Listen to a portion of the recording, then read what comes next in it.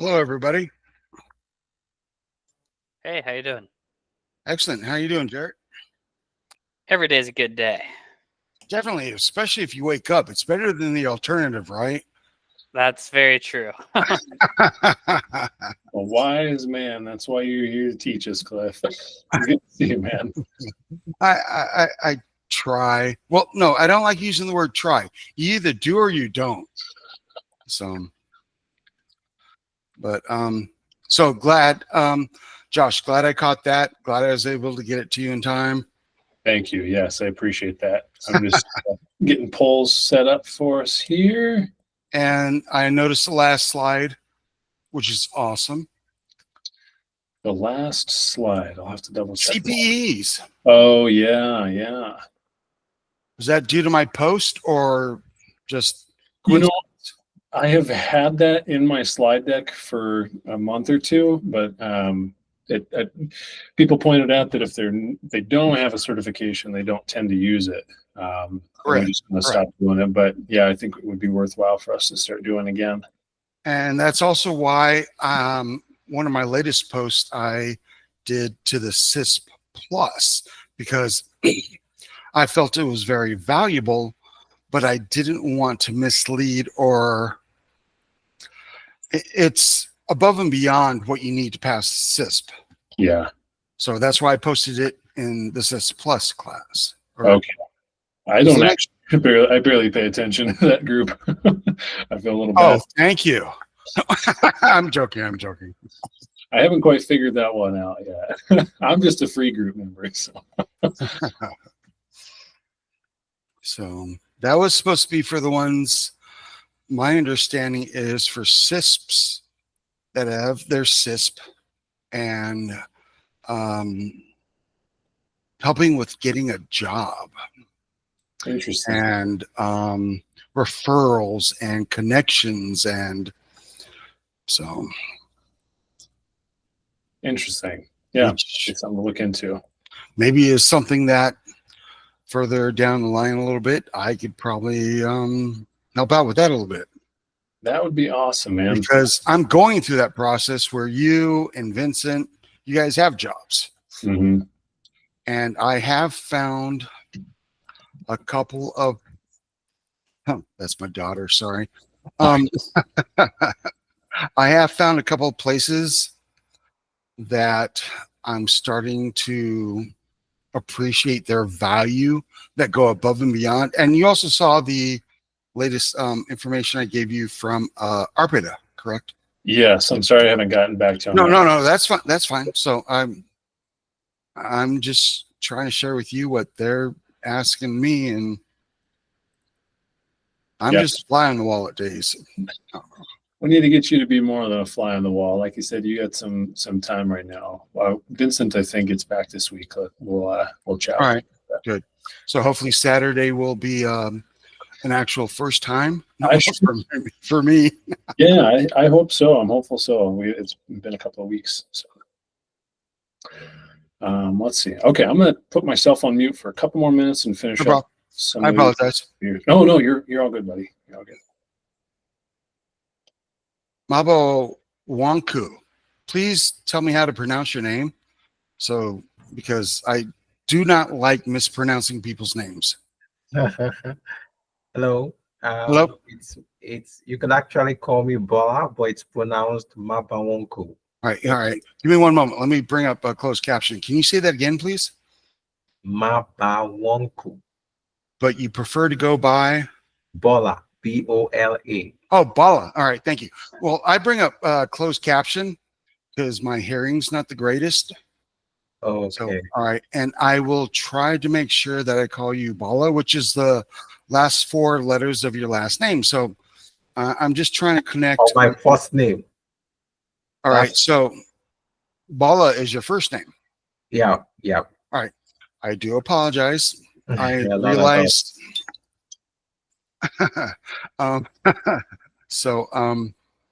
No, I'm here to help anybody. There's a lot of things I don't know. I've been in IT for over 30 years, and you know what? Every day I learn something is a great day. Yeah. So, but no, thank you. And where are you from? Yeah, I'm from Canada. Oh, And Canada. What part? yeah, Alberta, Cold Lake to be specific. All right. Is that East Coast, West Coast? Yeah, it's the West Coast. All right. So like by Vancouver? Beside the province beside Vancouver, that's Alberta. All right. Yeah. And geography was probably my worst subject. I'm a math and science guy. I was doing algebra in third grade, but spelling, the English language, and geography are those are not areas for me. So, but I'm Yeah. always willing to learn and expand on my knowledge. But no, thank you for joining. And this is your first time? Yeah, this is my first time. I've been missing previous classes, but I said I'm gonna start joining from today because I have my exam early next month, so I just want to they said nobody's an island, and I believe I'll have a lot to gain by joining this study group. I believe a lot of insights will be shared as to how to answer questions, how to uh, uh, the format of the exam, and maybe some of the tips and tricks for question answering.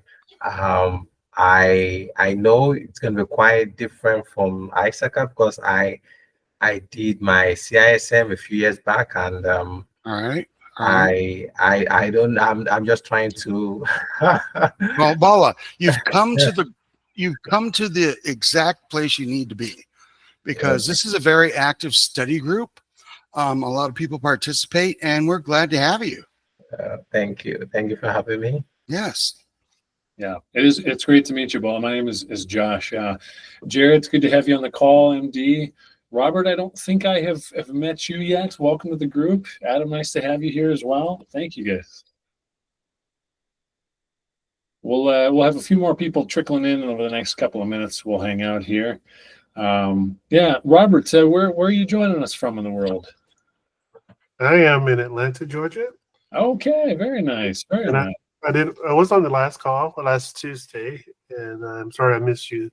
I think you had another appointment or a conflict. Yeah, I did. Well, glad to see you back here, and thanks for your patience on me having to drop out quickly. But I think Cliff was able to help us out quite a bit. No worries, no worries. And it was a great session last week, so thank you. Yeah. All right. Sorry, you're dropping out again, Josh, today? No, I'm right here. Oh, Yeah. Surprise. Yeah. Excellent. Robert, what do you do for work currently? Do you work in information security? Yes. I work for Georgia Tech Institute of Technology. I work in cybersecurity, and I've been a cybersecurity consultant as a program manager for the last 15 years. Excellent. Is that in the school or is that externally consulting? I work for the IT department at Georgia Tech, and Georgia Tech does a lot of federal contracts with the government. Yeah. So I do cybersecurity compliance, integrated risk management. I'm working on the CMMC compliance that they have to meet. Okay. For federal compliance. So it's very good. Been an interesting journey. I worked for Equifax for many years after the breach. So I was part of the remediation team that was brought together back in 2018 to help remediate security leaks that Equifax had. Interesting. Okay. Sounds like you have a pretty heavy GRC type of a background, it sounds like. Yes. Okay. Well, that's great. I say I've been preparing for the exam for the last 15 years. So I'm picking it in November. So. I studied for 10 years, so no, I know where you're at. Well, that's great. Robert, it's wonderful to have you on the call. I come from more of a technical background, but I'm into a role semi-recently where it's more compliance heavy. We're going through FedRAMP. I'm sure CMMC will be kind of down the road at some point for us as well. Okay, great. Excellent. Well, we'll still have some more people joining us here. There is an icebreaker poll launched in the Google Meet platform. Since we do have a few people that are new to the call, and I did not do a good job setting up Cliff with the ability to run polls, I'll just kind of walk us through that. We'll be using polls for some of the practice questions we'll be doing today. To find that, you'll go to the activities section of Google Meet. It's in the bottom right-hand corner. You'll see a group of shapes. If you click into the shapes, the activities section, you'll see polls. So if you open up that, you'll see a practice poll launched, and we'll use that for practice questions throughout the day. So everyone on the call, I think now has met me and then Cliff as well. We're here less so as instructors and more just as facilitators. Well, Cliff was passed his CISSP very recently. I passed mine in, I think, 2020 or 2021. I do have my master's degree in information security, but I'm here to learn just as much as you are. I'm here more to learn how to teach and reinforce my learning. So my commitment to you guys is that if you have a question, I'll only answer if I'm confident that I know the answer. If I don't, then I've got a list off to my side here that we can jot down and find the answer out together. I do want to put a special note on this session because we're moving more into some software type concepts here. This is security assessment and testing in domain 6 that we'll be working through. That is a weaker domain of mine, so I'll have more gaps in my knowledge, but again, I'll communicate to my confidence level and we'll find out answers together as we go. So before we kind of move forward into any practice questions or studying, does anyone have any questions, shout outs? How has studying been going for you guys? I was out of the group all the last week. It's nice to be here and catch up with some of y'all. Josh, I think this is probably like my 3rd or 4th session with you or with this group. And I think honestly, I don't think there's been a question yet where someone in the class hasn't been able to answer it. So I think having lots of different experts is really the reason why this group is so good. So you don't need to know any of the answers, really. Someone will. You're exactly right, Adam. Thank God I don't have to know any of the answers. So the answers are on the slide. I appreciate that shout out. No, I'm glad because we're very blessed to have the community, the group that we have here. Yeah. Anyone else have some shout outs or challenges or successes in studying recently?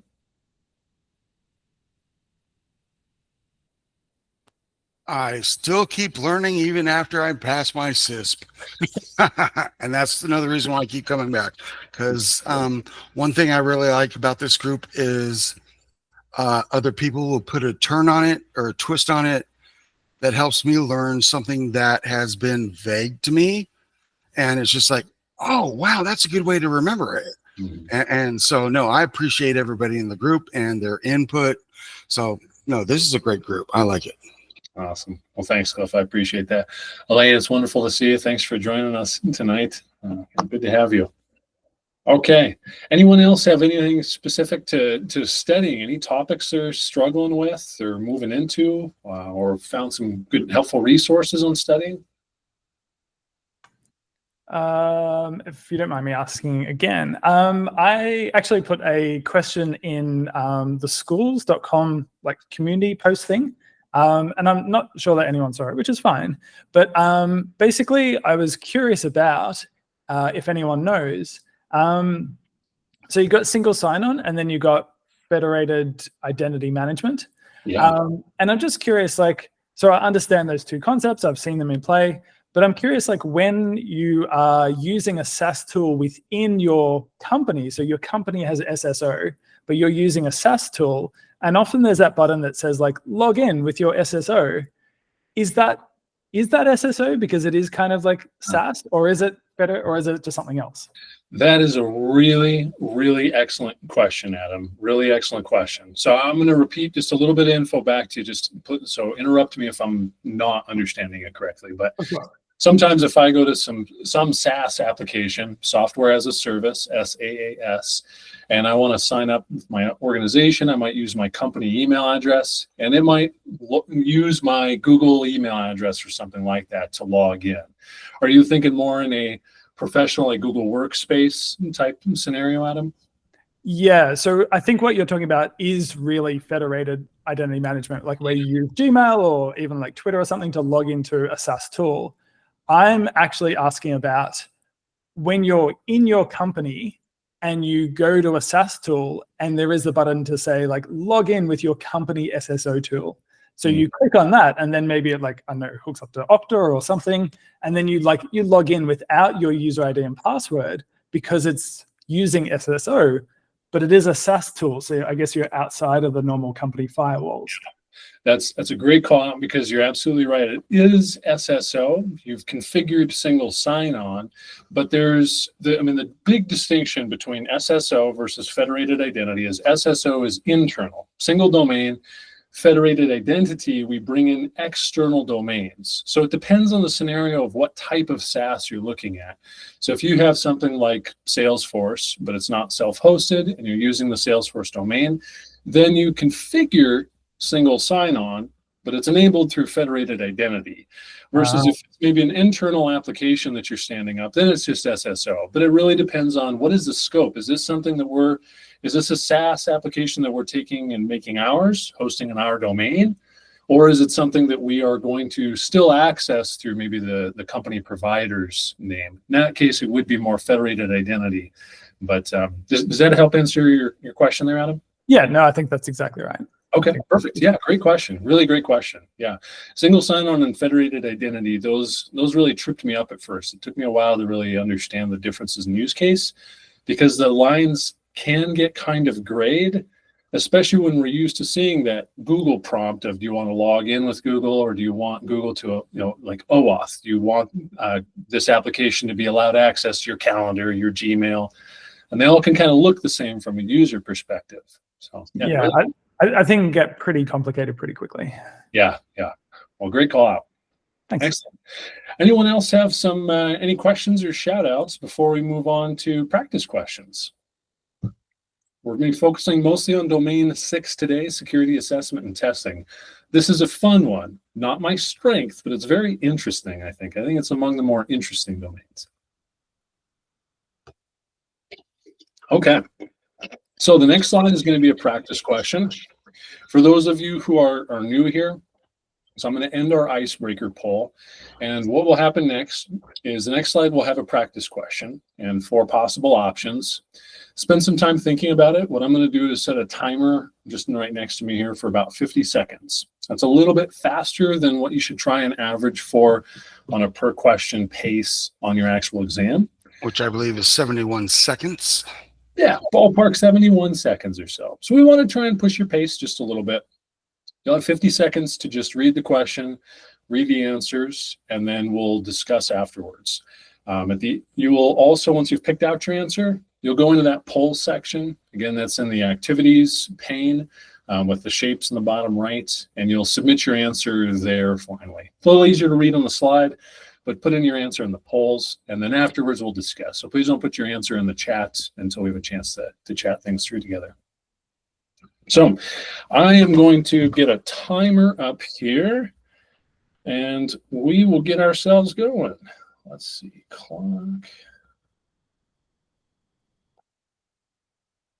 Excellent. So get yourself ready, and first question is launched. Go ahead.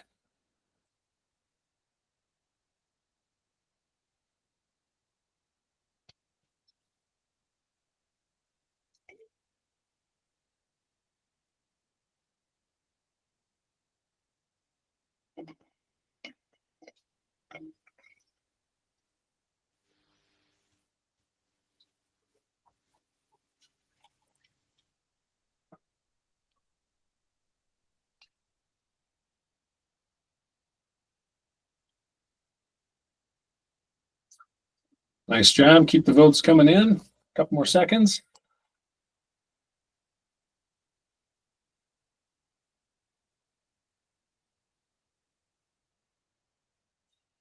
All right. Nicely done. Nicely done. I'll show this to you here. Okay, excellent. So the correct answer is a fuzzer. Well done. The majority of you got that correct. So we'll walk through these answers. First, take a look at the question. Who can call out a few of the keywords that are really important for us to be aware of before we even look at the answers here? What are a couple of the keywords in this question? Automated tool. Automated tool, absolutely. That's a great call out, Adam. Yeah, who else has got one? String vulnerabilities. String vulnerabilities. Thank MD. Yes, absolutely. And I would include maybe web application as well. There'll be some automated tools that help with string vulnerabilities, but we want to look specifically at web applications. Yeah, April, I'd love to hear from you. I would immediately look at tests. So if I see web application form to test, I already know I'm going into a different mode, and it has to be like I would either be looking at fuzzer or static test tool, and then of course the fuzzer would be the answer. Absolutely. Yeah, great job on that, April. Thank you. Looking at this, we'll go through what a black box test is here in just a little bit. So we'll come back to this. A brute force tool. This isn't quite what we're after. A fuzzer, in a way, is brute forcing, but very differently. A brute force tool has a different type of an end goal. Now, there could be load tools that put an extensive amount of a load on a tool, trying to brute force it to crash. That's not what we're talking about here. A brute force tool, this is less of an industry term and more of trying to get you to think of brute force password cracking or things like that. And a fuzzer, who can tell me what a fuzzer is? I always thought that was such a weird word. What's a fuzzer's job? Is it like related to fuzzing, sort of like with application fuzzing test, where you try to randomize input into a input validation for like if the web application is taking any sort of strings to give you an erroneous output to show you a certain portion of your web application's code? Yeah, that's exactly right. Thank you, MD. I appreciate it. First of all, would you prefer that I call you MD, or do you have I'll say like Ahnaf. Ahnaf. Okay, Yeah. Thank you, Ahnaf. I appreciate that.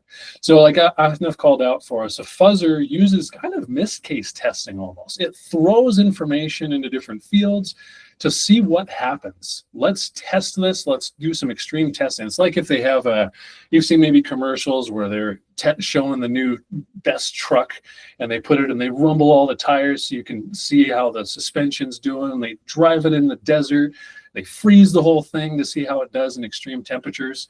That's what we're doing to our code when we're fuzzing the code. We're putting extreme or completely random conditions as well to see what happens. Does this break something? Does it maybe expose a vulnerability? Yeah, Adam sounds like an efficient way to break things. That's exactly right. You could say that a fuzzer's job is to try and break stuff, and you wouldn't be inaccurate. That is kind of accurate. I want to see what it takes to break this application so that I can fix it in advance, because hackers are going to do that for us, so not otherwise. And then a static analysis tool. We'll talk about static and dynamic application scanning here in a little bit. The call out here and why this would not necessarily work is because we're inputting into a form. We need to know what happens when the data goes into a form. Static tool doesn't actually execute the code. So we want to make sure that if we have string vulnerabilities, we're actually going to be executing some user input. So static code testing won't be quite sufficient for us. Okay, before we go on to question 2, does anyone have any questions or call outs for us? Really nice job on that. Okay. Question 2 is launched. Go ahead. Ooh, this is gonna be nice.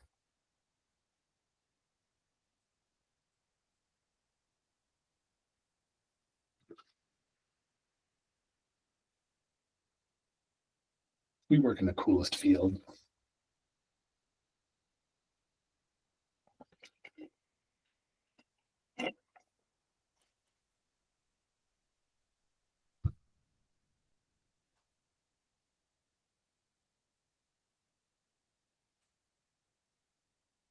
Because I already know the keyword that threw me off on this one. Yes. Yeah. Okay, a few more seconds. Get your answers in.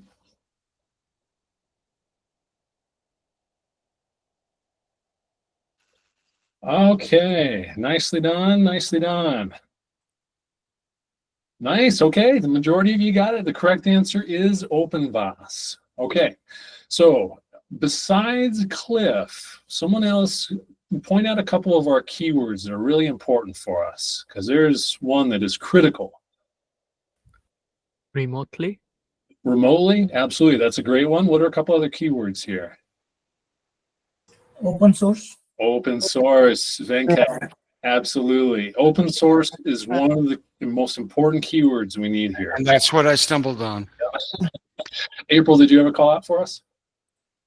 No, I just noticed like every time I see a question that has open source and one of the answers have open something, then I tie it together with this. Yeah. It's always an open something. That was just something I reviewed. I don't know if that always works, but that's typically a go-to. Yeah, that's a good way to look at this too. So let's walk through these tools. Who can tell me what Nmap is? Boy, is this a powerful tool. I mean, these are the tools of our trades right here, in a way. But yeah, who can tell me what Nmap is? What do we do with it? Is that a port? That's a port tool, like testing the port? Yeah, it's a network scanner, absolutely. And we can absolutely do port scans as well, which we're going to talk about later today. So I'm glad you brought that up, April. Yeah, absolutely. OpenVAS is our open source vulnerability scanner. This is really common to see if you grew up doing labs or anything like that. This is very common to use. MBSA, I wrote this down. It's a Microsoft Baseline Security Analyzer. This isn't necessarily scanning for vulnerabilities, and it's restricted to the Windows operating system, which is why it's not the correct answer here. None of you put that as the answer. None of you got fooled by Microsoft there. Because it's not open source. Not open source. Okay, Nessus. Few of you put Nessus. Why is Nessus not our correct answer here? Not Cliff. Not open source. Not open source, absolutely, Cheryl. Yes, perfect. Nessus is not open source. It used to be, which is why this is a little bit confusing. I think it was in the early 2000s that it switched to commercial. So Nessus is a vulnerability scanning tool. It's really common, especially when you'll hear the Nessus, you'll hear the term Tenable. Tenable, I think, is what the government calls it. It's a really common tool in like the federal government space. So great call. Government. Pardon, what was that, Rebecca? Well, I said not just the government. Private sector use it as well. By the way, I'm a VM engineer. So the only two that, if you would ask me, would have been B and D, but obviously the OpenVAS is the open source, while Nessus is proprietary. Tenable, right now, Nessus is more of an on-prem. The IO is their cloud version. Great call out. Yeah, Rebecca just brought up the idea that we could have cloud-based and maybe locally hosted scanning capabilities like this. So great call out, Rebecca. Thank you. Yeah. Okay, let's get ready for question 3 here. Oh, Cliff, you had a question. Fire away first. Well, no, I just want to put in, back in the 90s, open source and freeware were usually commonly interchanged. However, as the question brings out, open source is completely different than freeware in 2024. So I'm just trying to give the explanation. So where I come from. What's the difference with freeware and open source? I mean, it is. Open source has some, and Cliff, jump in if you have a better answer for me, but open source has a few different types of licensing models. Okay. And I can't remember the GNU. Yeah, GNU, thank you, exactly. There's a couple of them, but essentially the difference is I could just use this and I could maybe alter it and use it, versus one is, okay, I can use it, but I have to report alterations and I can't commercialize it. So there's some restrictions between open source. I can use it. I can make my own things. I can sell my own things that are using this open source technology, versus open source, Red Hat, freeware, Kali. Yeah, great call out on that, Shannon. Thank you. And maybe something that, and I may not be correct in what I'm expressing. Gmail, that's free. That's freeware. It's closed source. We're allowed to access it for free and use it, but it is not open source. Good call out there, Cliff. Yeah, the open versus closed. Yeah, that's a good point. Very good point. Add one more. Please do, Venkat. Yeah, I would love that. One more context is in open source, anybody can contribute to the code from people, but freeware is tied to a company. It's free to use, but not allowed to modify. Yeah, correct. Yes. That's a great way to express it. Nice. Excellent. Yeah, good call on, fellas. I appreciate that. Actually, one of my last interviews was with Ubuntu, a company. I got vote to apply there. They had it was like a 2-month long. I think I went through 8 or 9 interviews. It was insane, but it would have been so cool to work with an open source company. Okay, well, let's move on here. Question 3. Go ahead here.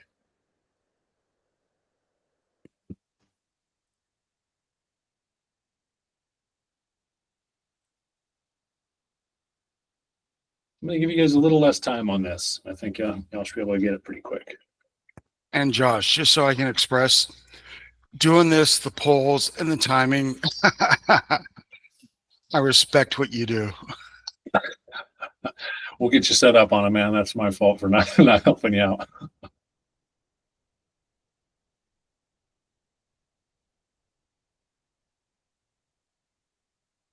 Okay, very nicely done. I'll give you guys a couple more seconds and I'm going to cut us off early. You're doing very, very nice. Okay, that's close enough for us here. And the poll, really nicely done. Okay, the correct answer is a black box penetration test. Black box. Okay. Let's look for what our keywords are. He wants to make the test as real as possible.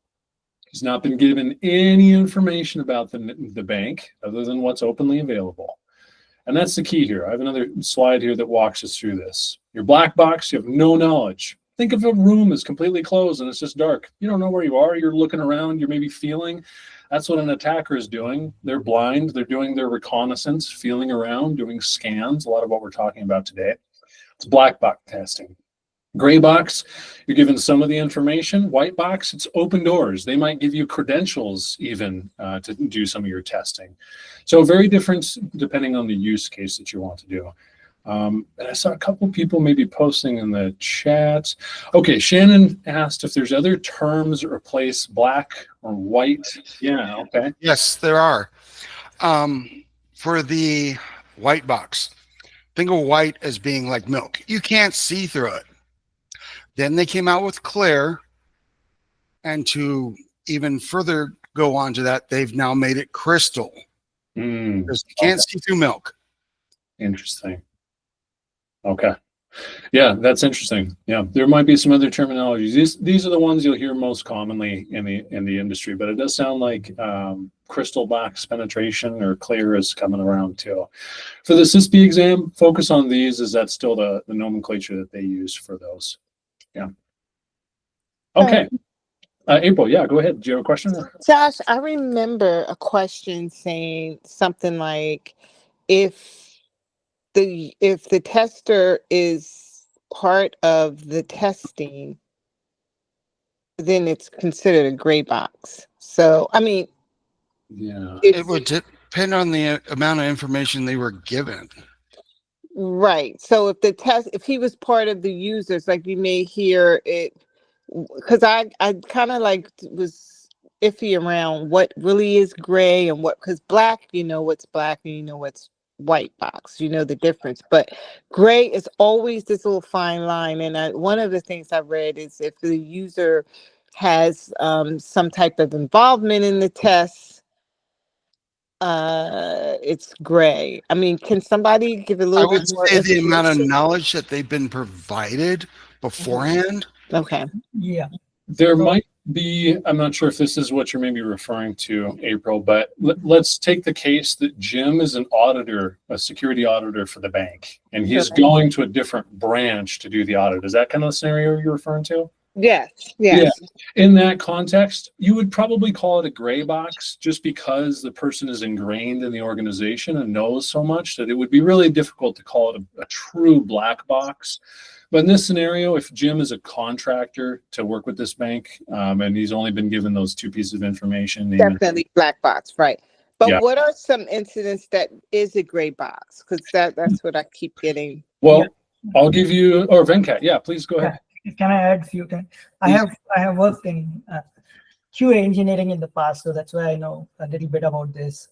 So black box, when I used to test like a switch or a router, so I've been given a box and say test this box. So I log into the box, go to the UI. I don't have any knowledge of what different features it has or what features it has, but not more details other than that. It's just a box and I've been given to test. So I log in and test. So that is completely like a black box because there is no information about what software is running in that, what code is running in that, nothing, no details, right? So that is black box. Gray box is like a QA engineer, which you rightly mentioned. That means the QA engineer has information about the box and the software that is running, and he is also given a piece of code for that particular feature. So if you are testing switching, switching C code is also there available to you. You can look at the code and also find like a problem statement there and take that information and add it to your testing. So you have some information about the code, not the complete code, some information of the code, which you can enhance your black box testing. So that is the gray box testing. White boxes, you have the complete code with you. You don't even need the actual switch to test. You have the complete code. You are looking at all the code and finding out where the problem is. So 3 different skill sets and 3 different ways. That helps. Makes sense. Thank you. Yeah. All right. And with my background with healthcare and HIPAA, I believe it's every year or every other year, you need to have these types of tests done. We've actually had somebody come on site. We gave them limited information, more than a black box. However, I didn't give him full administration test, and I'll actually reach out to him and ask him what type, because I'm going to say that was probably gray box, because we hired him to audit our systems. We gave him certain access. It was more internal, but at the same time, he did external. He said all these users' passwords were out on the dark web. We had to change this. All these people were given the wrong permissions, but good call out on that too, Cliff. One additional thing I will mention up specifically because this is referring to penetration testing is that a penetration test where someone is getting hired to come in as a consultant, it's most often a gray box test. When we're talking about penetration testing, there could be a lot of, when we're working specifically with code, it can be a little bit different, as Venkat called out for us. But we need rules of engagement and we need scopes for penetration tests. Oftentimes, just gathering that amount of information brings us from a black box to a gray box. Because now we have a sense of our boundaries, which a hacker doesn't care about. They don't know, then they don't care. So. Right. Good point. Thank you. Rule number 1, if you're doing it on the legitimate size, get a contract.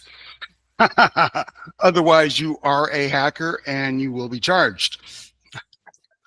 I get to do a gray box next month. I'm excited.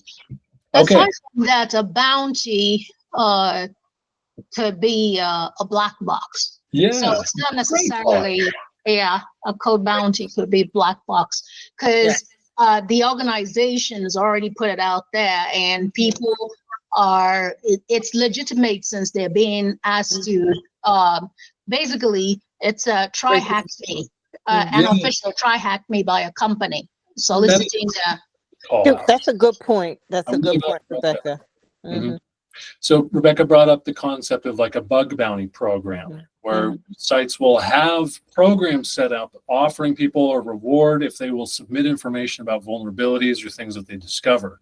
Very powerful program.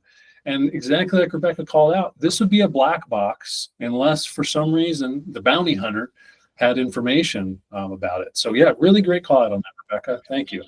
Paul, it is good to see you, brother. Yeah. Hey, Paul, welcome back. Hey, thanks, man. Yeah, Josh, I wanted to ask this question. It might be helpful for the people on here, but what's the difference between a penetration test and a vulnerability test. And I think Really good question. I think Rebecca kind of hinted a little bit at that, but that that kind of always confused me a little bit.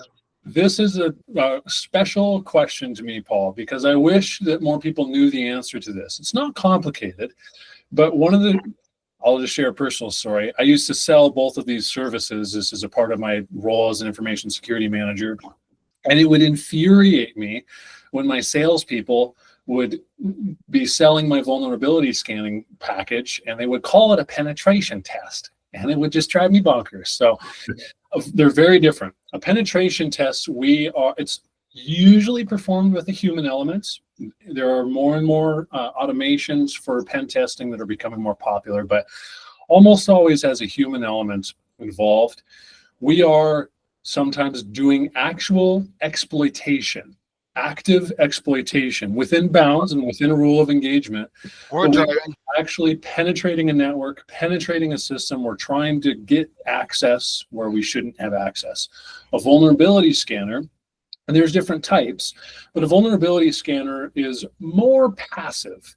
It's not going to actually exploit things. It will scan to identify, okay, here is a vulnerability that could be exploited in a penetration test, potentially. So penetration test, active. A vulnerability scan is passive. It's also very different, the results that it gives you. So if I run a vulnerability scan on someone's workstation, it's very likely I'm going to get a laundry list of vulnerabilities, a lot of it patching usually, but that's what's common. There are possible things, usually technical configurations for me to go remediate. The results that you get back from a pen test, usually there's fewer findings, but they would be much more serious because it's how an attacker or a hacker would actually go about exploiting you. So that's a little bit of a difference there. Can I clarify things, Paul?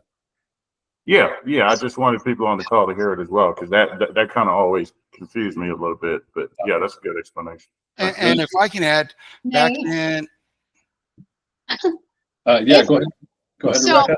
I'm an engineer, and as part of my job, I also have to look at pen test reports. The pen tester is more than likely a contractor,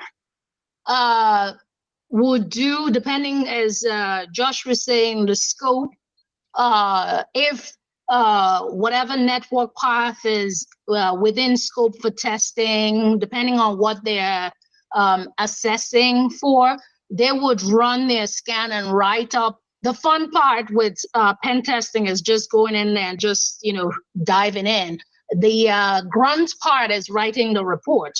And then it still goes to the VM team to manage and work with all the stakeholders to make sure that all the findings are remediated within the timeline, that, and especially before the next pen testing round.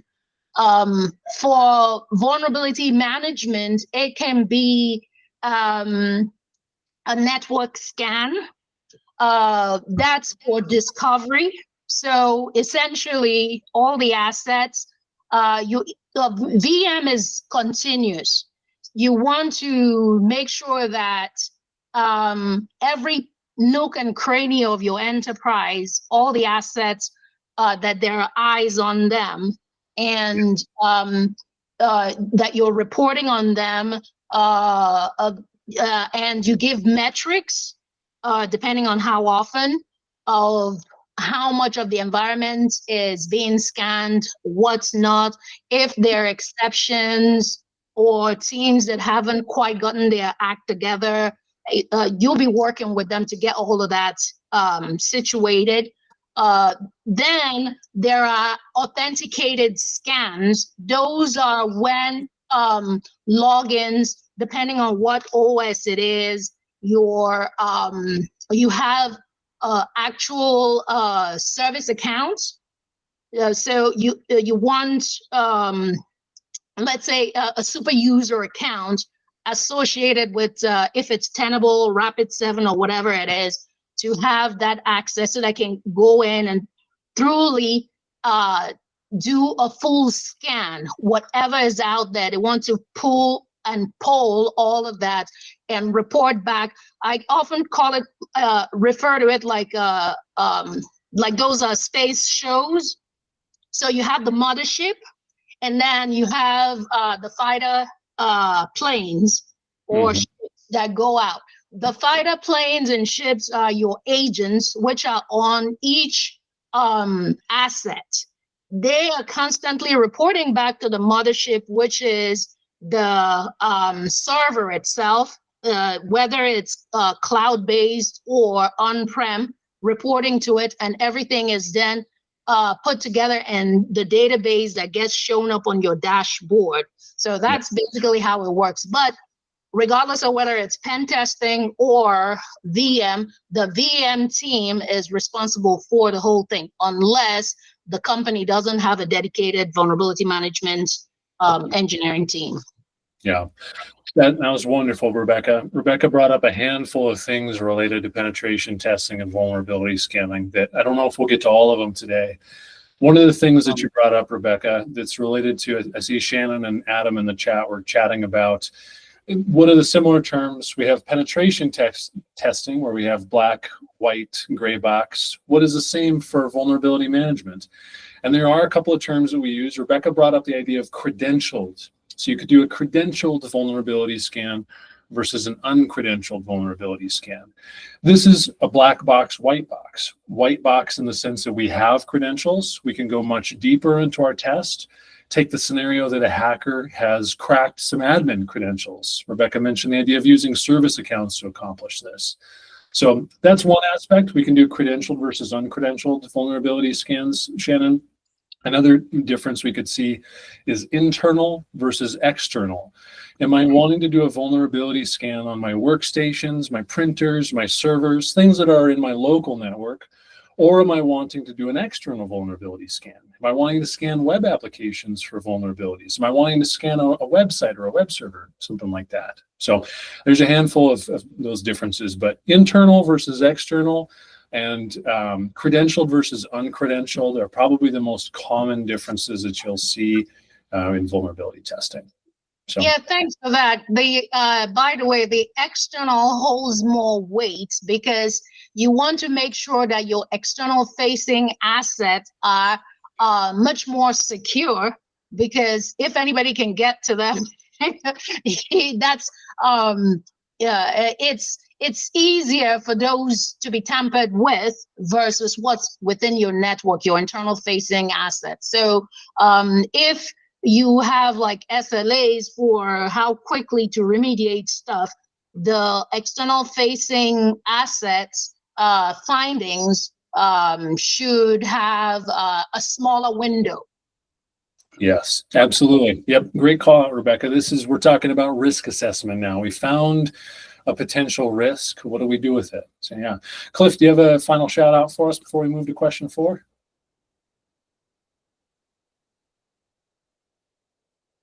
Did I lose you, Cliff? How should I take off the mute? Back in 2003, when I was working in healthcare, they sent me down to a training session for vulnerability assessment and wireless vulnerability. I was there with several 3-letter agencies, including NSA. And after they started teaching us the basics, we actually took our laptops and did ward driving and did some other things. And these are very passive tests. And since we were in a group, we weren't trying to actively penetrate. We were just trying to assess vulnerabilities that were out there.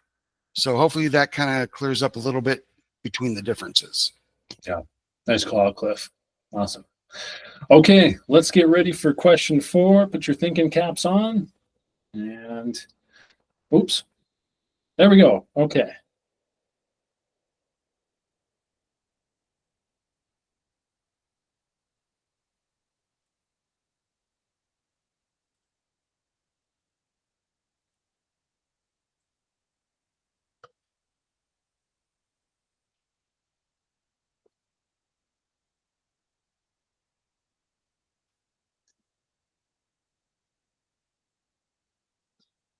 Whoa, y'all are fast. We're getting some serious votes in. Nice job.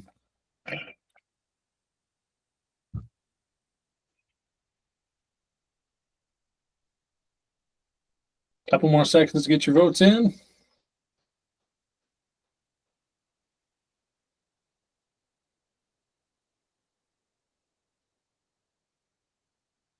Okay.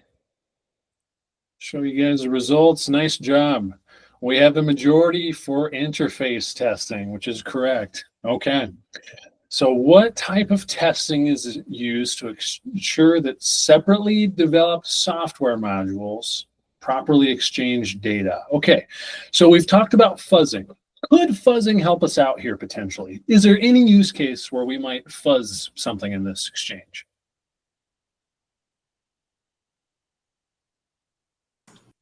I guess you could. I guess you could fuzz the data being sent between the different modules. Yeah, absolutely. We could fuzz this. Sure. We have data being exchanged. Part of fuzzing is let's see how hard this is to break. Is this a resilient sort of exchange? So fuzzing applies. Not very many of you put that as the correct answer because it's not the best answer. We want to do testing, but we want to go a little bit more robust. We want to focus on the data.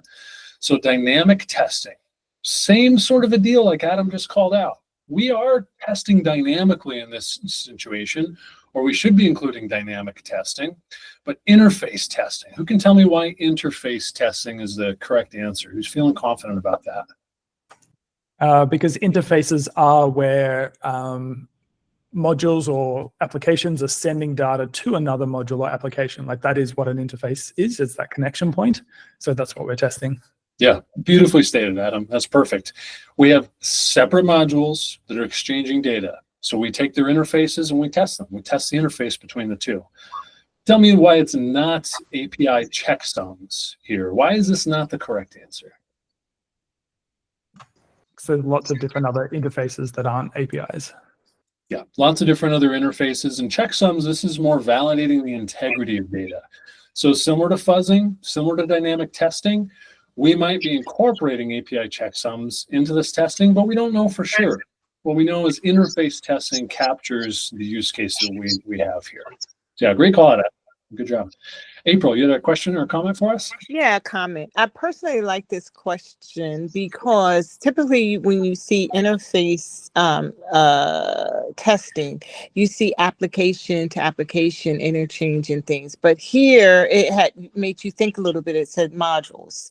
Yeah. So yeah, this is the first time I've seen it say something like, hey, modules to modules. So you used to think why with this when we're on exam, like looking at it, prospectively, that it doesn't have to be application, a system, it could be a module, anything that's exchanging data back and forth.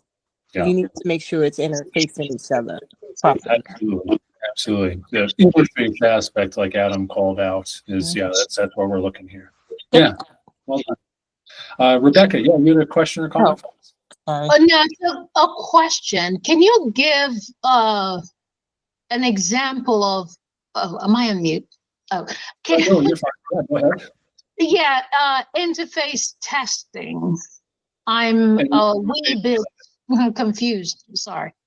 Yeah, great question on interface testing. So an example of interface. Let me check my notes to see if I have an example jotted down. I've got some examples. Oh, please do, Adam. All right. So like if you are installing a new system, right? If you had an old system that got data from a lot of different places, and then you're replacing that old system with a new system, you need to check that all those systems that were sending data to the old system can now send it to the new system. Do they read the data the same? Do they collect it in the same format? So that's where you would do that interface testing to make sure that the systems can receive data from all the other systems in the same way.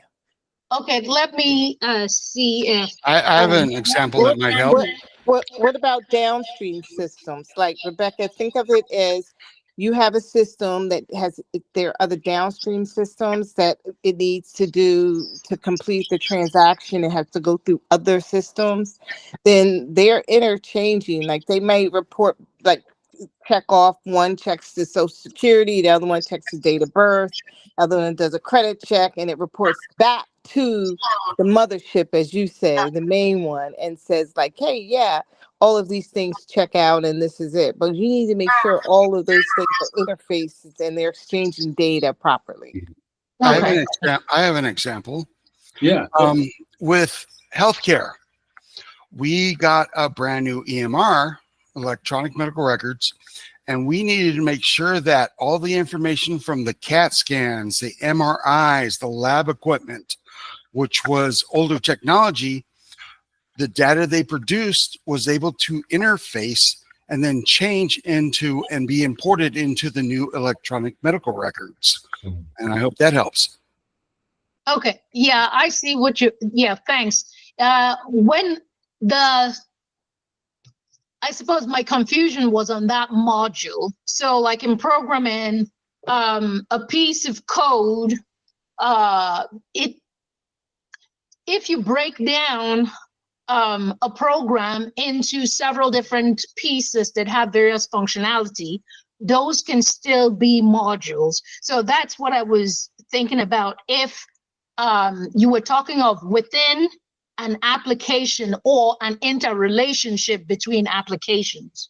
Good call out on that, Rebecca. This is more the interrelationship between applications, but you brought up points of things like function testing, which is actually something we have coming up in another practice question. So really good call out. You're predicting the future. Thank you.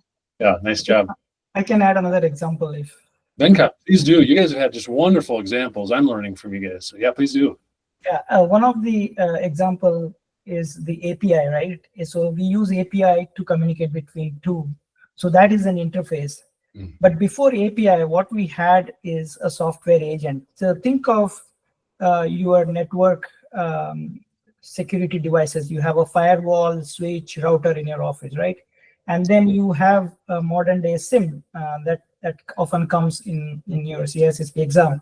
SIM is a security information event management solution. So how do these switches or routers send data to SIMs? So these days they use API, but previously they used to have agents.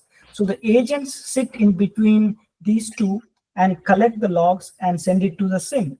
So that agent is the interface between these two devices. So that is the interface testing, where you make sure that the data you are getting is readable by the SIM, and the SIM creates the proper information that is required.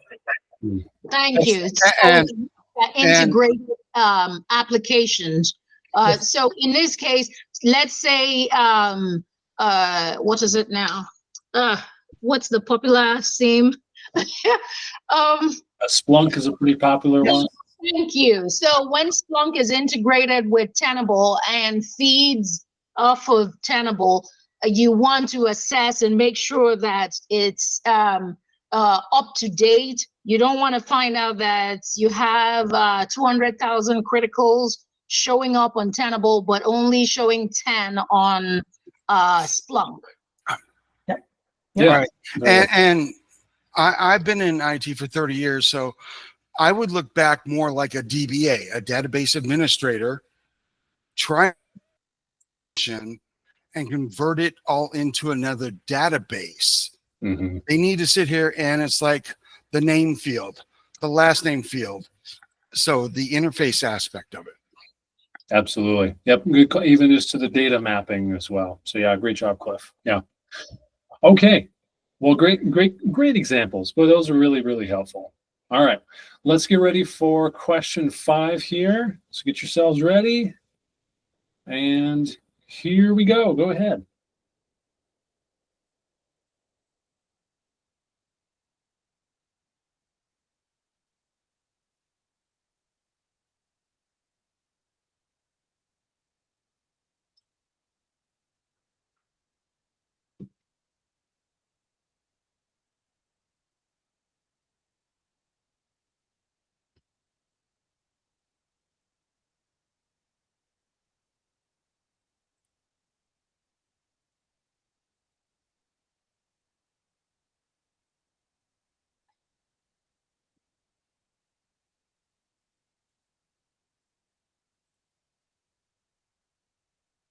few more seconds to get your votes in.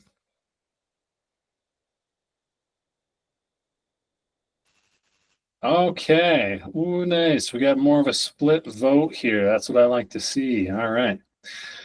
Well done. The majority did get it. Oh, wait. No, the majority did not get it. Okay. TCP Connect scan. So real quick, I'm going to put a link in the chat to this. This is a resource that I'm going to share with you guys. So give me 1 sec to put this in the chat. So these are some of the more common port scans or related scans that you're going to see. They kind of have a little bit of a breakdown of what sort of things you might want to know about them.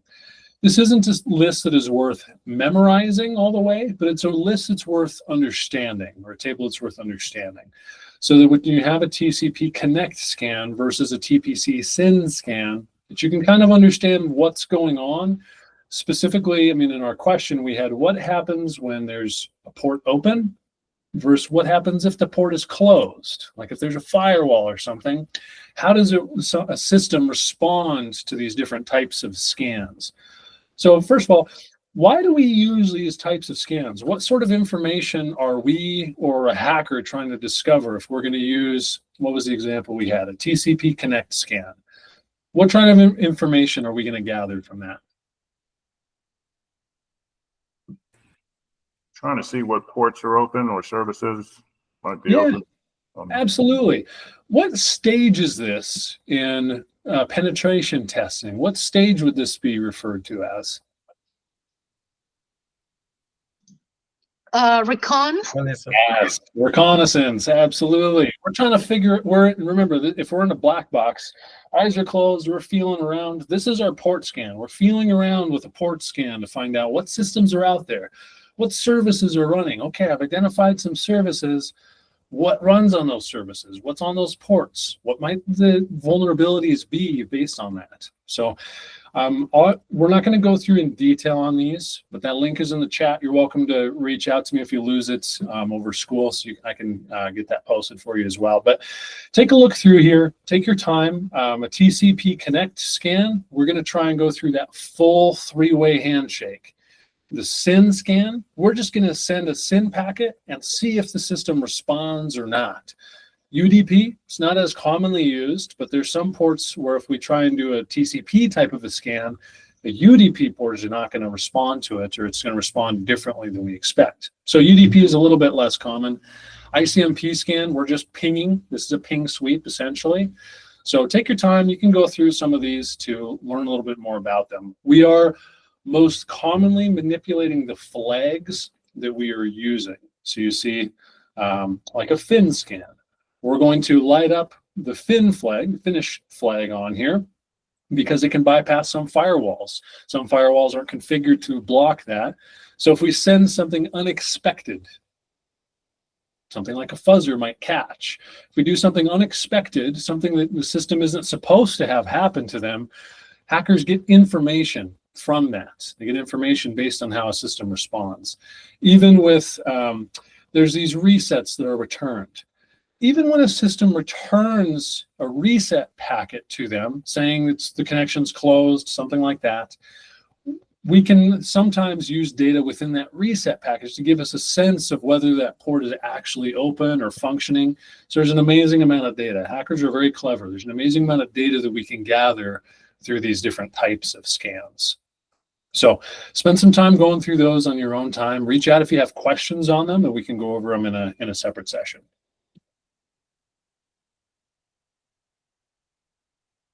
Okay.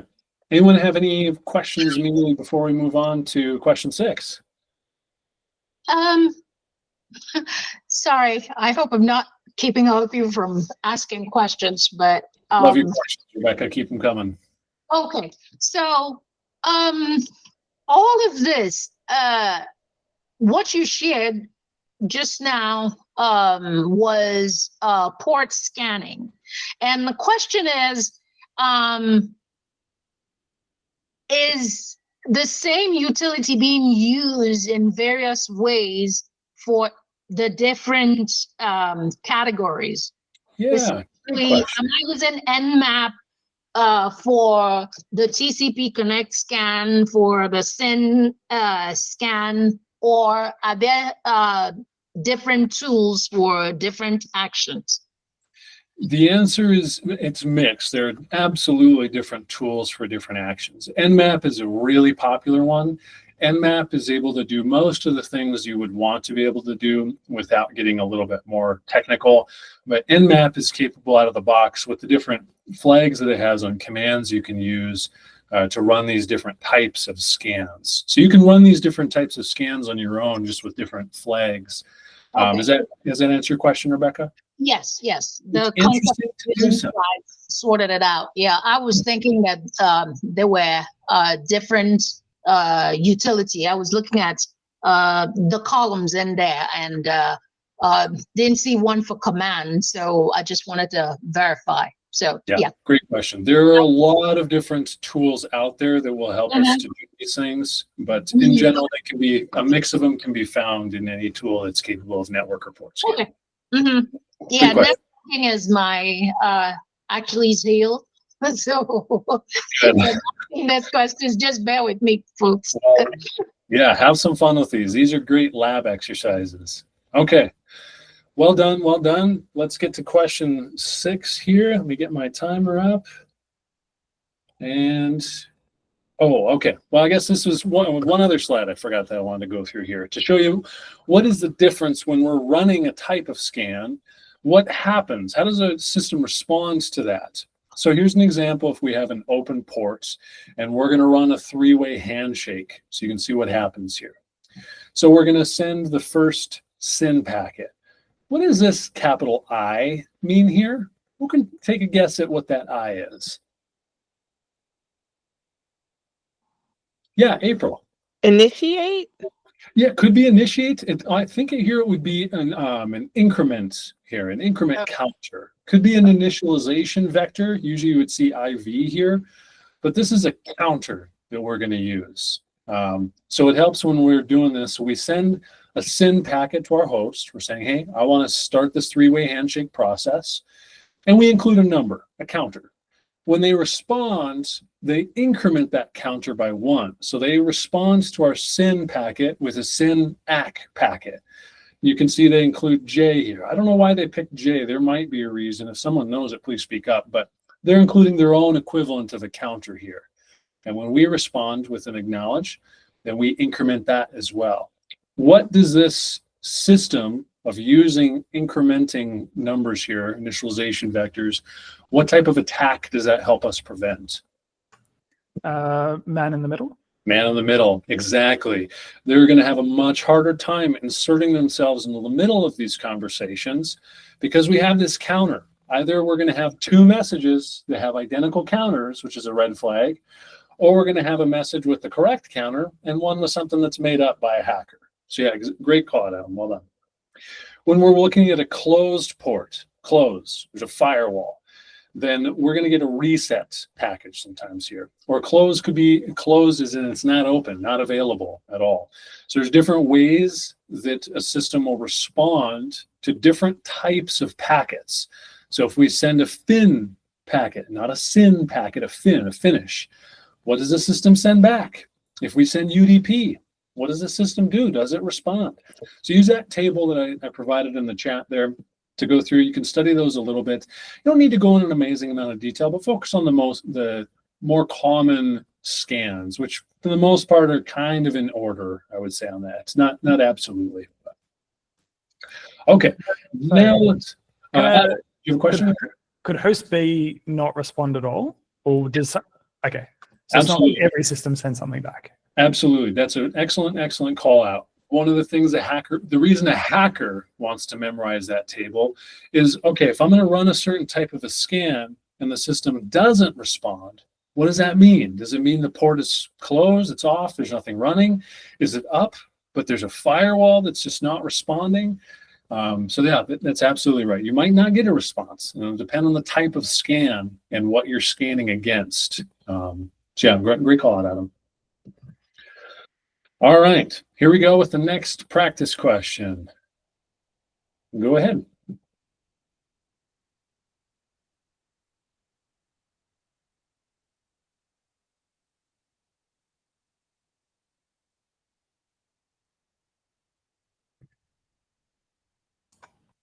Josh, I don't think you've launched it.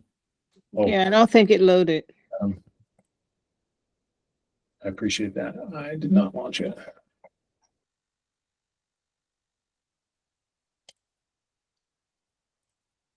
Okay, there we go. Thank you.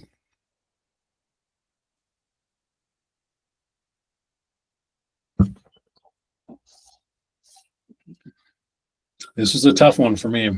A lot of it given my background knowledge or lack thereof on these types of things, but it's a challenging one. Okay, I'll give you guys a few more seconds to put your answers in since I was slow to the poll. Couple more people, get your votes in. All right. Nice. Pretty split vote. All right. The correct answer here is race condition. This is a difficult question. I'm just going to let you guys know in advance. This is a little bit of a challenging one, and I'm a little bit limited in how detailed I can explain things. I'll be relying on some of the others in the call here. So we're looking for vulnerabilities, and we're using a web vulnerability scanner. So we talked earlier about the different types of vulnerability scanning. This would most commonly be an external vulnerability scan against some type of a web application. So let's walk through what each of these options are first. Path disclosure. What is path disclosure? This is a really common vulnerability. It's where I think in the URL you can kind of tell what folders. Yeah, that's exactly right. Let's see what this looks like. Okay, here we are. So you can see this is my company here, .notion.site. Let's pretend my Notion, we're just completely open, no permissions, everything is shared. And we've got here port scanning techniques. Well, what if you did passwords? Oh man, are we gonna get my passwords? Okay, no password. Well, maybe we're on a Linux machine. Maybe we need to go /etc/password. That's what these are. They're path disclosures because information is stored somewhere on a server. It's got a pathway somewhere, and that's what we're going to use to capitalize on that. So yeah, great call out there. Oops, I backed up a slide. Okay. Typically it happens when folks use the default when installing or doing software install or upgrades, because you're typically given default paths, say Apache server, and you're told, the sample that's using for building the manual, the documentation install guide, and a lot of people don't bother modifying those or completely removing them.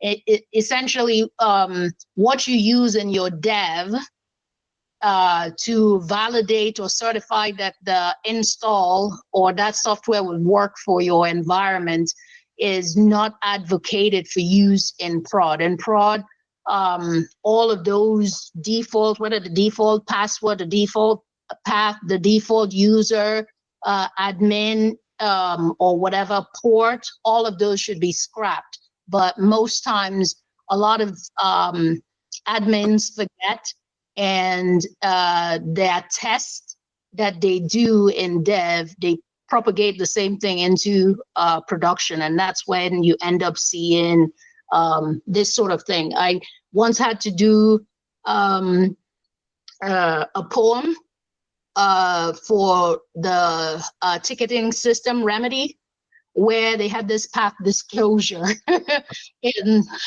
the prod. Yeah.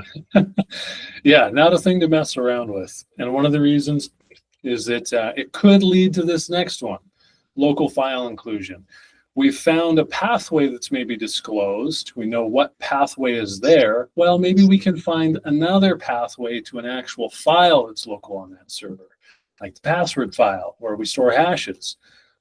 Oh, buffer overflow, this can absolutely be found by a web vulnerability scanner. Race condition is really tricky though. The reason this cannot be found in general by web vulnerability scanners is that it's incredibly hard to replicate. That's the problem with race conditions, is they we have two things that are executed, and it's based on the time of those executions, what's going to happen. So they're hard to reproduce. We can, but that's why it's difficult for a web vulnerability scanner to be able to do that. Would need to be much more in the realm of dynamic testing here. So for the sake of time, I'm going to move on to question 7, because that's going to be discussion heavy for us. So get yourselves ready and go ahead on question 7.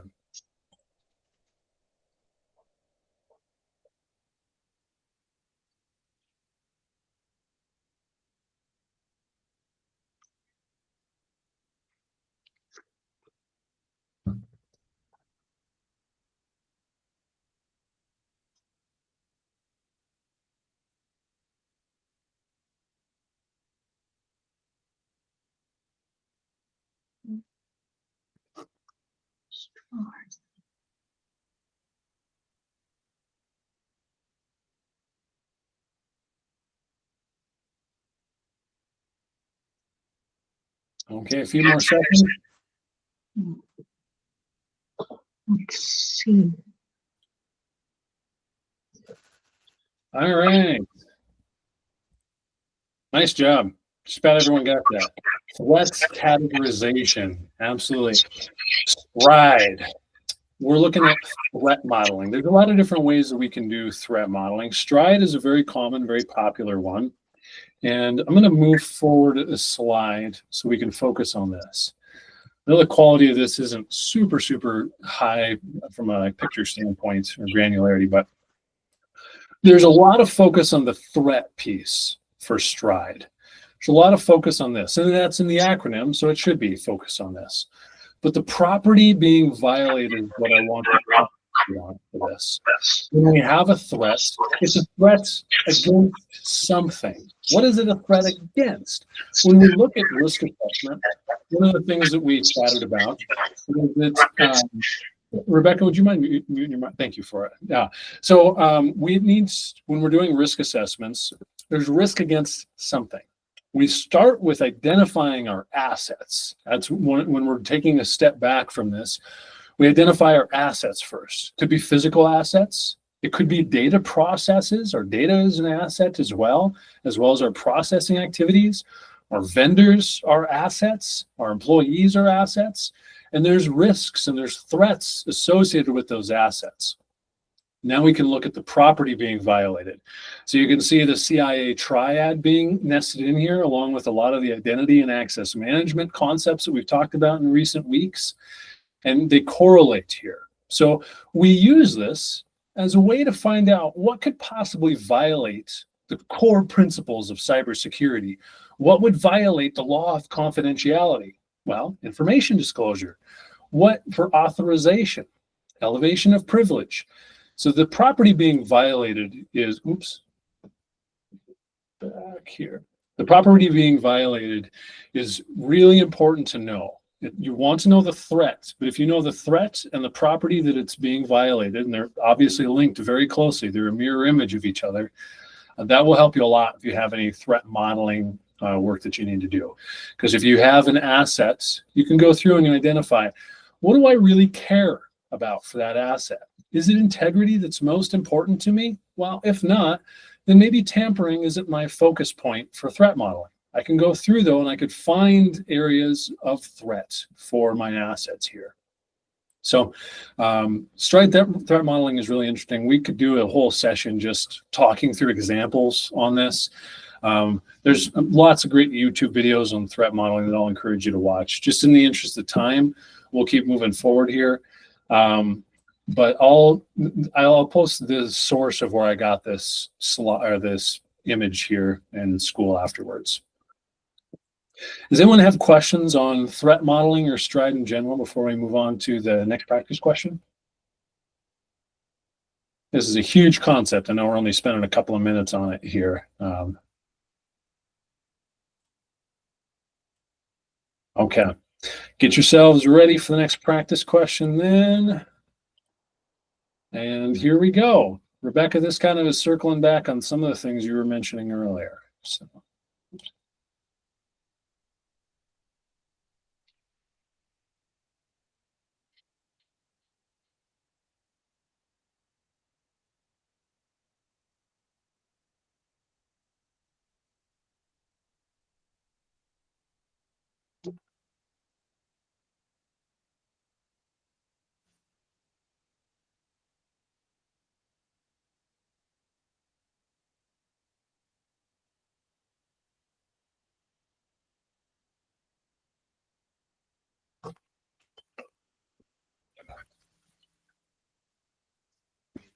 I got to learn a lot when I was typing this question up here. Again, this is a big area of a lot of gaps for me. So it's fun to get to learn some new things. Okay, pencils down. Nice job, nice job. We got a split vote again, split vote. So I'll give you guys the answer here. Function, statement, branch, and condition coverage. Now, we're going to walk through this question here together. I appreciate very much if someone has some thoughts to explain or catch me if I say something incorrect here. I'm going to do my best to go through what each of these are. So when we're talking about coverage criteria, these are different aspects of our application or our code that we want to test. And that's what each of these are, is a coverage criterion here. So we have a code testing suite of some sort, and we've done testing, and we want to validate what types of coverage we did and what would be the most common. So input validation testing. That's very important. When we take user inputs, what happens with that input? Statements. This is going through every line of code, all of the different statements that are in there and making sure all of them get tested. Branch condition coverage. We're going to test the branches. When there's logical branches and what the functionality does, we want to make sure we're testing every branch here. Condition. Same sort of a deal. If we have like, well, this wouldn't be specific to, someone correct me here because I might be mixing up a couple of terms. Condition coverage could be like Boolean logic potentially. So if we have conditional statements, we want to test both possibilities or any of the possibilities that are on there. Really, again, this is just wanting to make sure we're covering our bases, doing good quality control, security assessment, and reviews of this. That's what this domain is, security assessment and testing. API, this could be a component to this potentially, but not necessarily. Branch, we've already discussed. Bounds as well. We want to look at the boundaries that we have for input, and we can test those. That's a little bit less common from my understanding with this. We need to do boundary testing and input validation, but it's not necessarily included in a coding suite. And then here we had bounds, branch, and loop as the new one. So there may be loops in code, and we need to check to make sure that they all are functioning correctly. They're not just continuously looping, or the loops aren't breaking when they shouldn't be. So I'm going to pause there because first, my understanding beyond what I just said is very minimal. I learned a lot preparing for just that little bit. So if you have questions, please shout them out. If someone on the call doesn't know the answer, then we'll jot it down. April, please. So, I mean, I've been doing a lot of studying, but this is the first time I'm hearing of coverage criteria. Of course, I know what functional testing is, but the statement, branch, and condition, where would I guess that's going to be under testing. I'll have to read that chapter, but this is the first time I'm hearing about it. I don't know if anyone else has been here. I haven't even had any test questions, and I don't recall reading anything about this, but this is a good question. Yeah. Does anyone else have a shout out or some comments on that of what they've come across studying? Yeah, I can add something. Though I didn't get the answer right, but based on the answer, I think I know why B is the right answer. So input is again where the user inputs a value. So that is not like a code testing. In a code testing, you're reading the code and looking at the problems in the code. So you can look at the statements and see if there is a condition and if this fails, does it jump to the next condition? And if that fails, then you clearly error out and put an error measure. So these are all a code that you can understand by reading it. But input is something you cannot input because it's a dynamic. You have to input a value and see the result.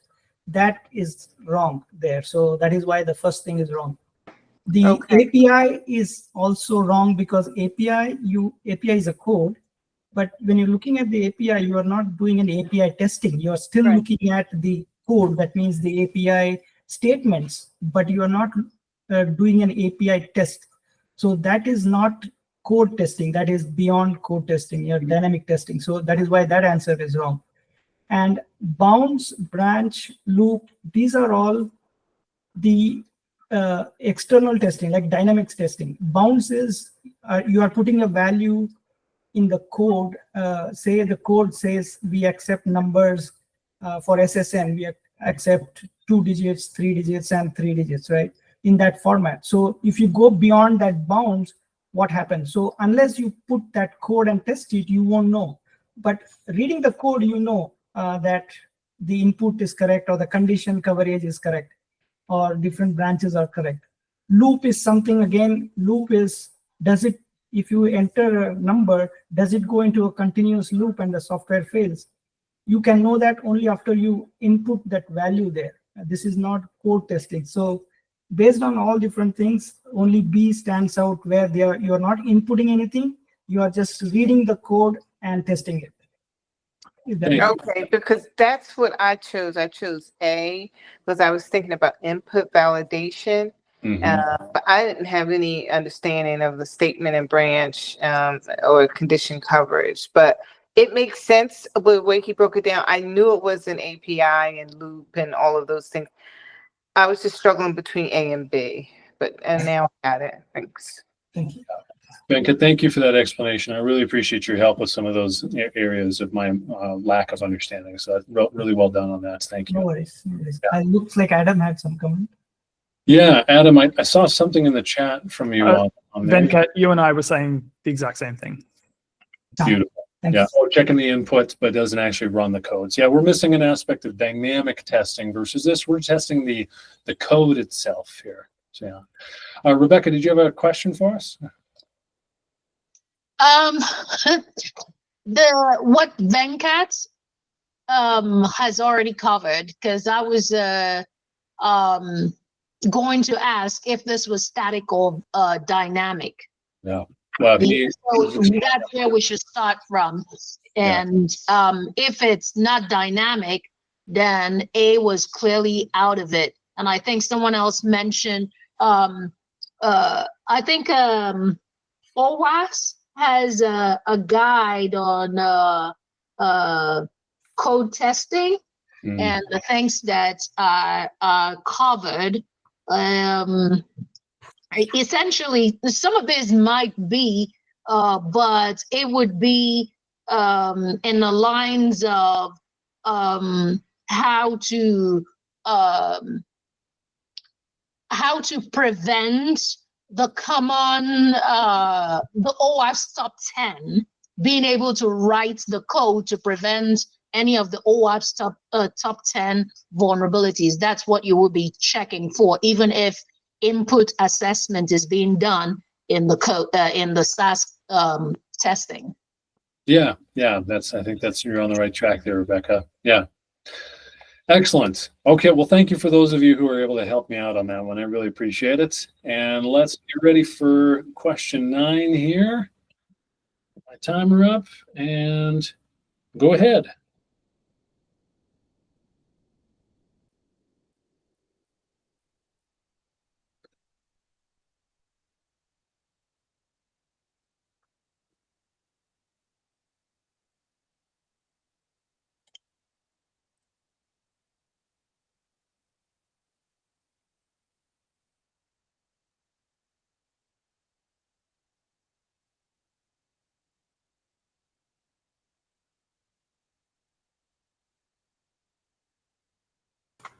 Did you create these questions, Josh?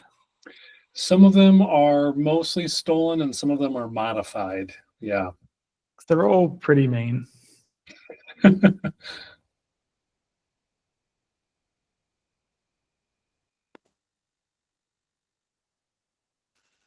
Okay, nicely done.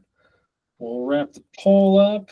Ooh, okay. Split vote between web servers and printers. Printers is our correct answer here. I don't know what it is about the CISSP exam, but they always seem to throw printers into questions somewhere or another.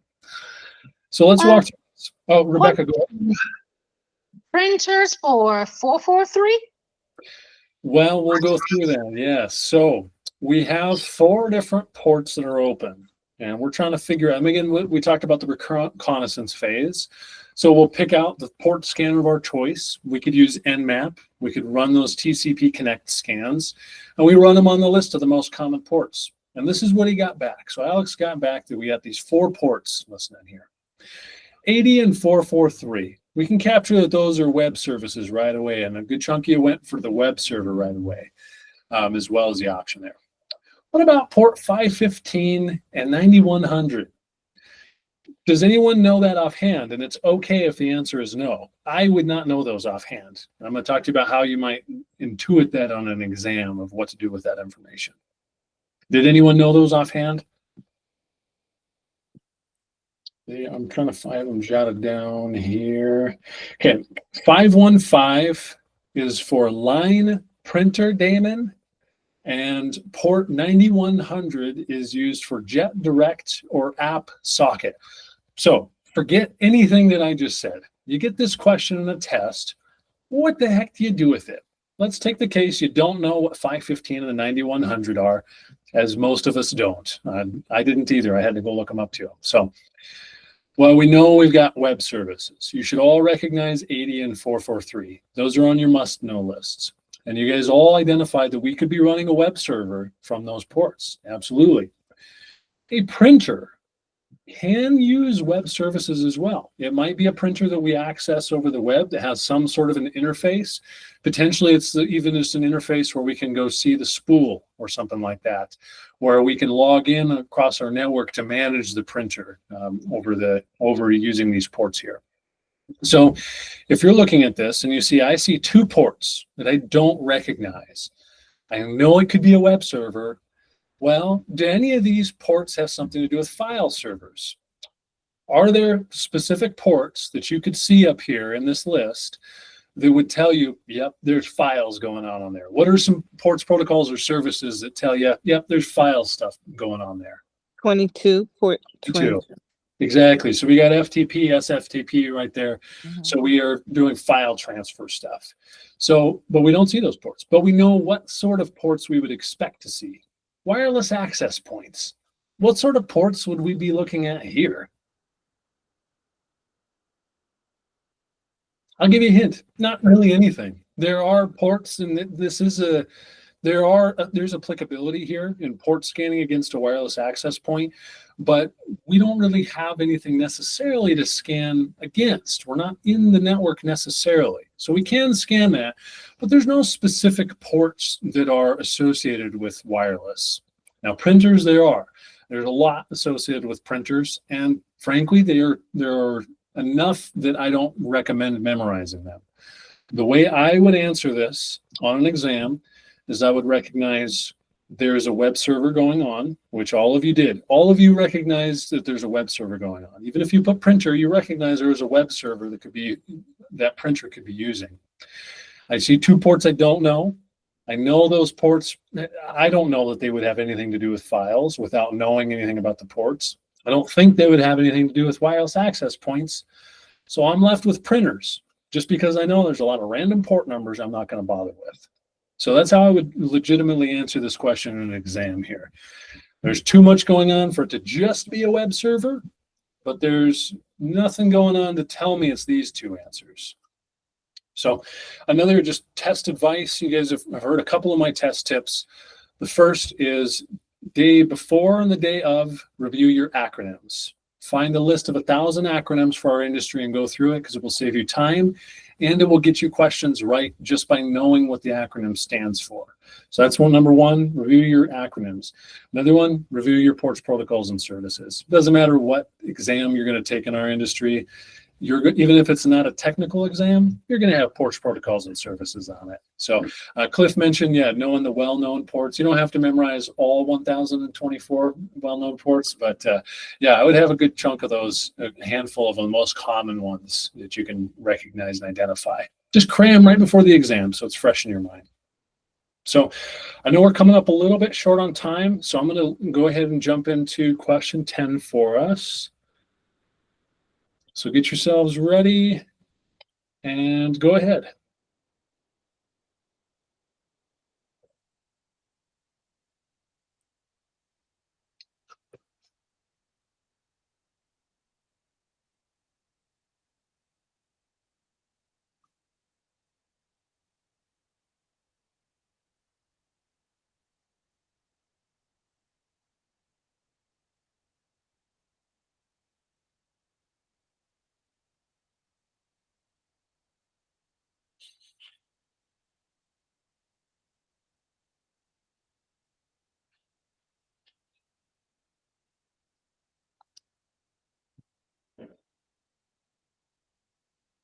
Okay, a few more seconds to get your answers in.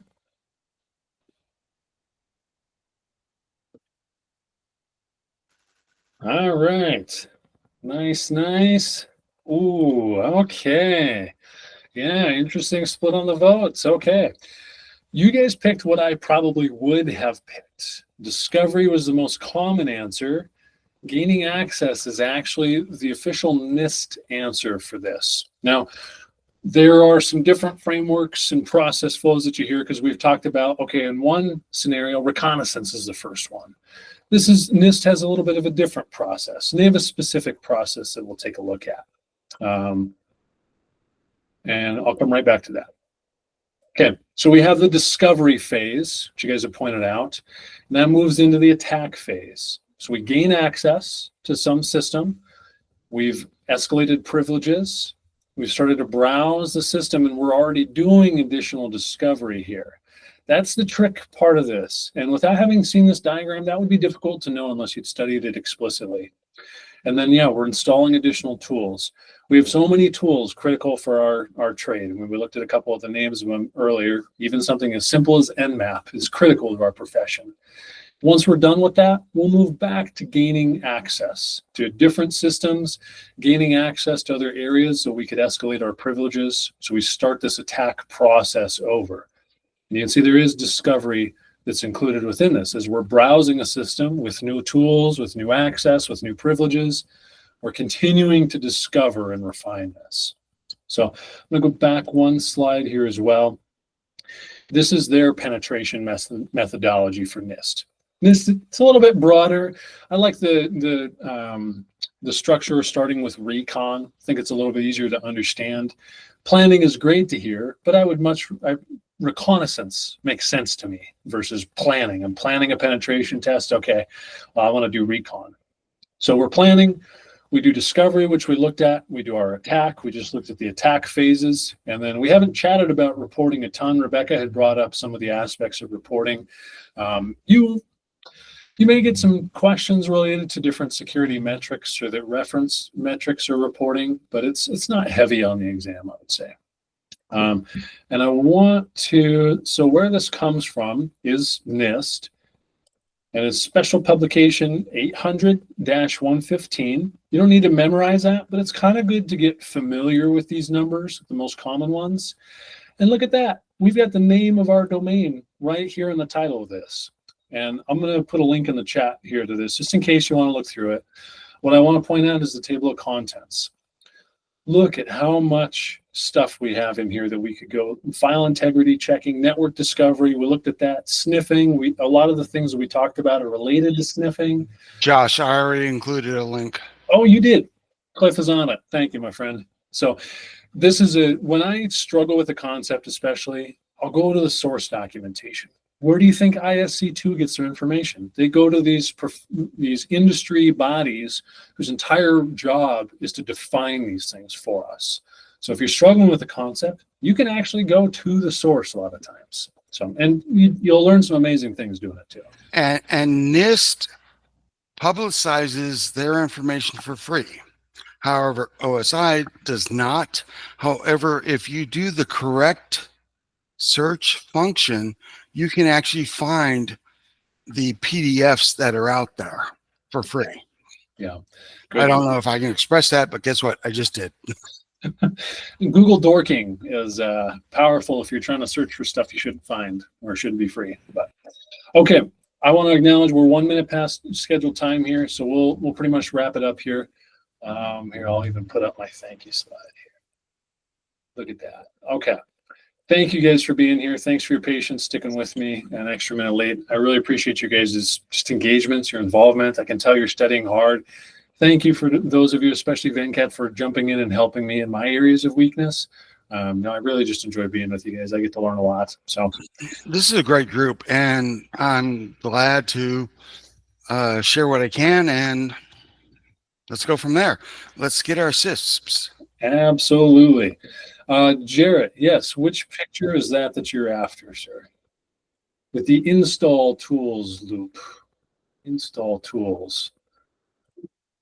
This one? Is that what you're after? Yes, sir. I didn't want to interrupt, but yes, that one. You're fine. Yeah, totally fine. And that is in that guide. But yeah, I'll put it up there if you want to screenshot it or anything else. Let me see if I can. Can Thank I be? I don't If know. anything, all these videos are posted later that you can follow and actually scroll to the point that you want to learn. Mhm. So, and Josh, did you see my other message? Let's Meeting? probably not. So I'll have to look through that. Oh, Common Ports cheat sheet. Is that the one you're referring to? No, talking about you in the other room after this. Let's see. I might have missed that then. Yeah.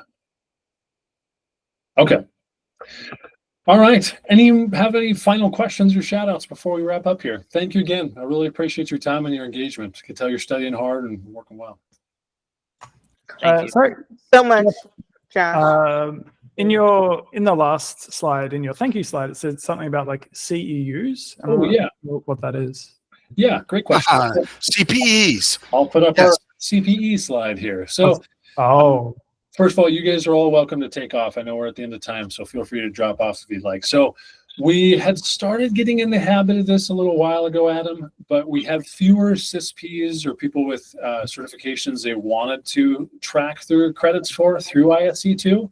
Even if you're a CC. Yeah, even if you're a CC, this applies. But this is the process for it, specifically for ISC2. CompTIA or other bodies will have different processes. We do want to launch some tools to help out with that. But yeah, you're welcome to take a screenshot or any of this, and we can go through it anytime you'd like. and so this is where people who have their CISSP have to kind of keep up annual credits. That's exactly right. Okay. Yep. So I think it's every 3-year cycle. You have to get 120 qualified credits. So it's about 40 hours of For study CISSP. per year. Yeah. Mhm. And to answer Shannon's question, I became an associate of ISC2. And then I got my CC. And with the CC, I believe you need like 45 CPEs over the 3 years. I got over 90. And then I got my CISSP. However, everything that I had accrued before my CISSP did not carry over. Yeah. So I just want to give you a heads up on that aspect of it.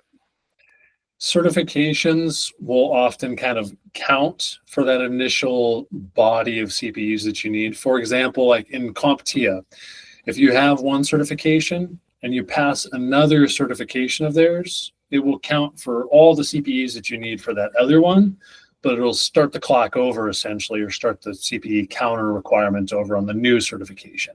It's kind of the same concept here. If you pass it, it just resets that counter saying, okay, you're certified. You got 3 years to prove to me that you should still be certified. Yeah, but Shannon, it's still good to get into the practice. And another thing that I've offered out to other individuals is if you're interested in IC2, join your local chapter. There are so many resources there, and then you start associating yourself with people that are already ISC2, or they want to get their CC, their CISSP, and it just gives you possibly people that you can meet in person. And it's a great resource. It's free. Yeah, good call, Cliff. Cool. All right. Thank you all. Let's wrap up here. Reach out in the school community if you have questions or comments or anything like that. We'll get the recording of this video posted usually about the next day or next 2 days or so. It takes me a little bit of time sometimes. So I hope you enjoy the rest of your evening or morning wherever you are in the world. Thank you so much, Josh. Thank you. And thank you all for joining. Thank I you. appreciate it. Let's see, Shannon, I think I saw maybe a hand raised. If you're still on the call, you're welcome to shout out a question or put it in the chat if you need.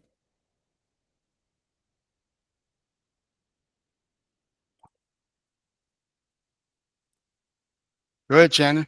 Oh, she is in the chat. I think it's all good. Okay, awesome. Well, thank you. It's great having you here. Yeah.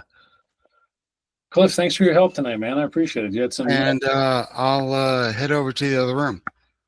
Which other room are you referring to? Is there another one that you did for Saturdays? Okay, perfect. Yeah, I will meet you over there, sir. All right. Thank you. All right, thanks, bud. Bye.